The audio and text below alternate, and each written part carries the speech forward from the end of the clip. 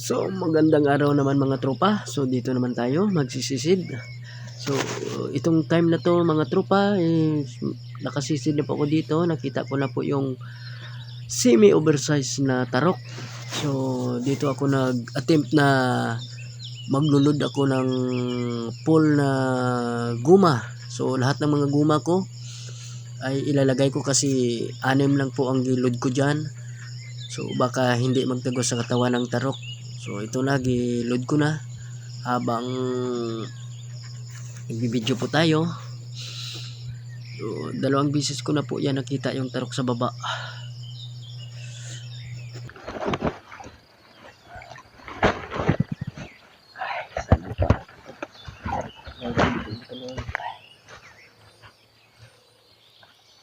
Pag-ulam na rin.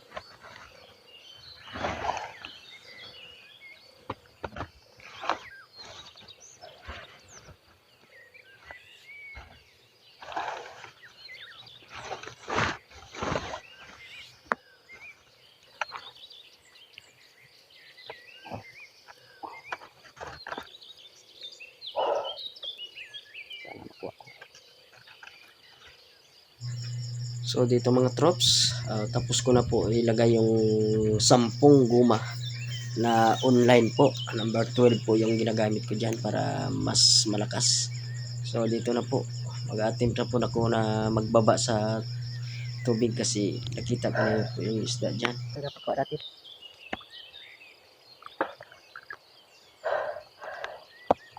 So nagbaba naman po ako ulit dyan mga katropa. So sinilip ko.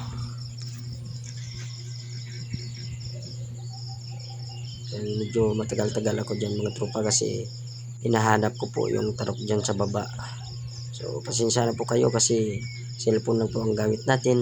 So sana mapala rin tayo sa pagbablog nito, makabili tayo ng GoPro para makita na ninyo kung paano ko po makuha yung isda dyan sa baba.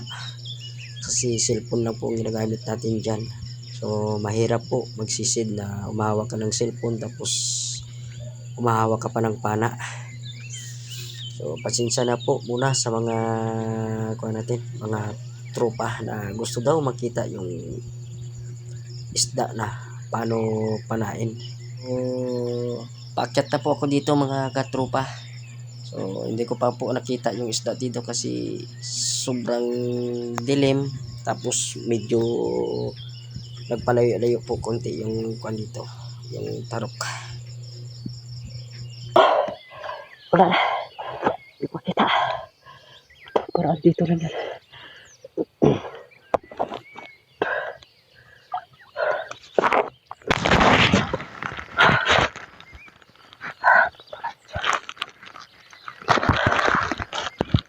Abangan na lang.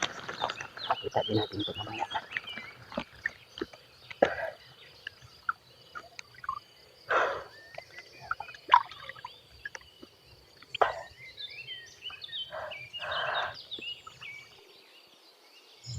So ito na po yung time mga tropa na makukuha ko po yung tarok na malaki po dito.